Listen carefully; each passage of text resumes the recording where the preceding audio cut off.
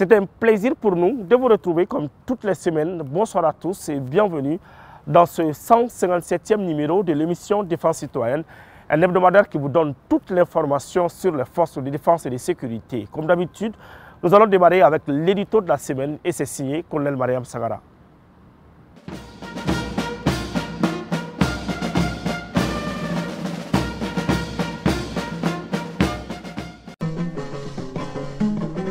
Donongora kafira sanga bonana wulu bisame ningara jayo dolinye ha chafali ibora ila mama rasula jadindo maja nyamina araba kale odo maja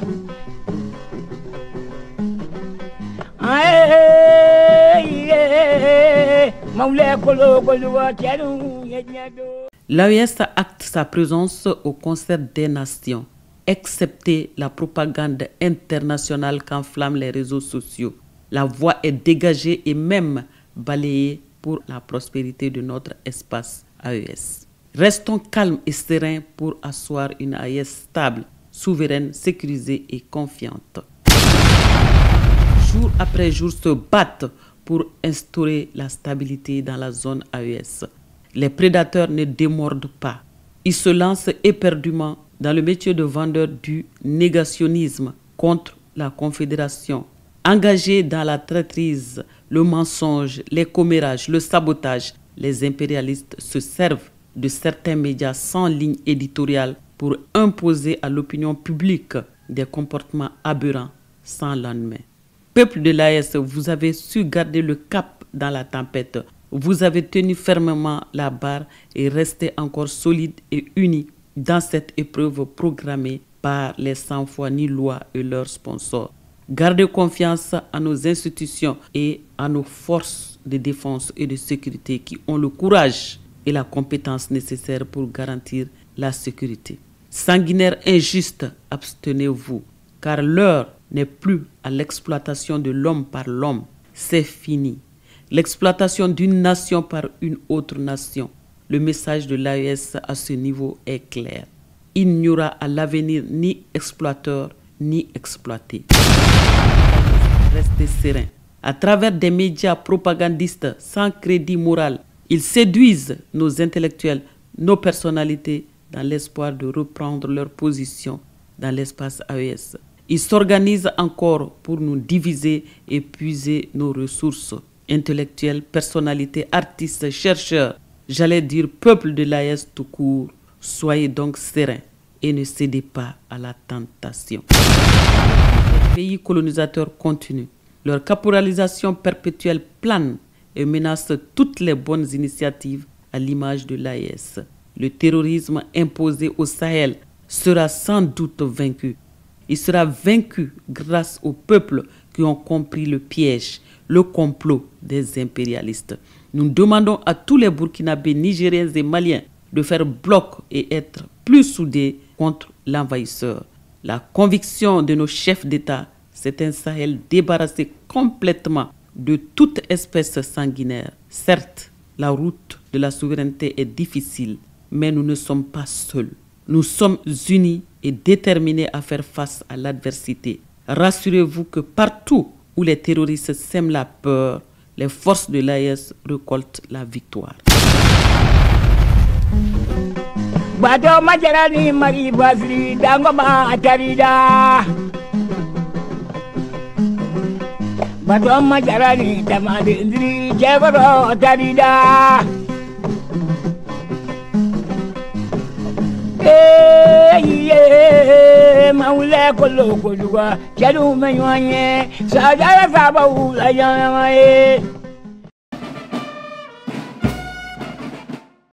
Dans l'armée malienne, le leadership est la chose la mieux partagée. À tous les niveaux de formation, on apprend aux éléments, aux forces armées maliennes comment gérer les hommes.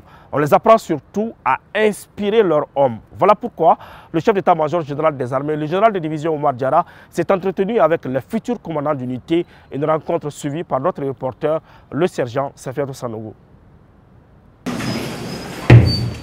Édifier les hommes Partager avec eux son expertise et ses expériences est une vision stratégique du chef d'état-major général des armées, le général de division Oumar Diarra.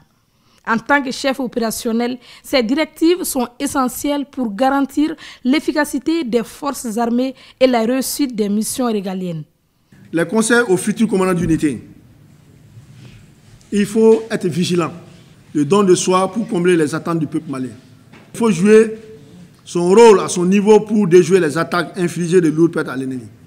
Quand on voit que ces terroristes-là viennent nous attaquer à présent parce qu'ils pensent que s'ils nous attaquent, là, ils vont nous faire du mal. Mais chaque fois qu'ils attaquent, quand on les inflige une lourde perte là, avant d'attaquer, ils vont réfléchir avant de venir, n'est-ce pas?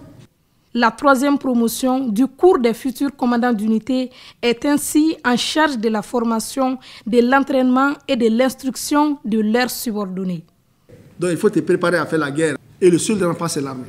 Jouez pleinement votre rôle. Et ça ne peut pas aller vraiment sans que vous ayez un mental fort avec vos hommes. Il n'y a pas de miracle dans la guerre. Un commandant de c'est quoi? C'est entraîner ses hommes. Que tu sois en caserne ou bien sur le théâtre, tu dois instruire tes hommes. Prenez toutes les dispositions. Tu dois être imaginatif. Donc la formation, l'instruction et l'entraînement doivent être votre credo.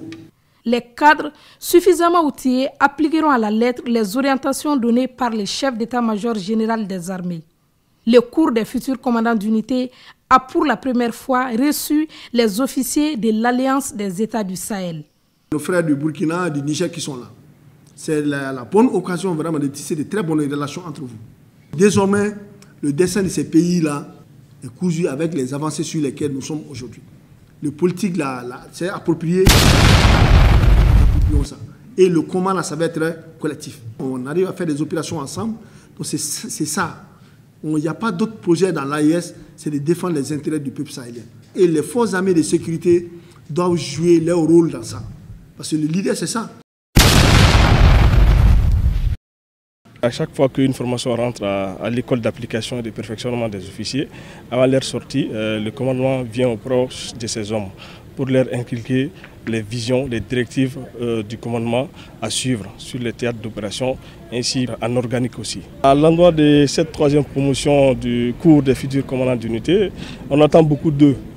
Cette conférence traditionnelle constituerait un socle permettant à ces cadres de poursuivre leur mission avec rigueur et détermination.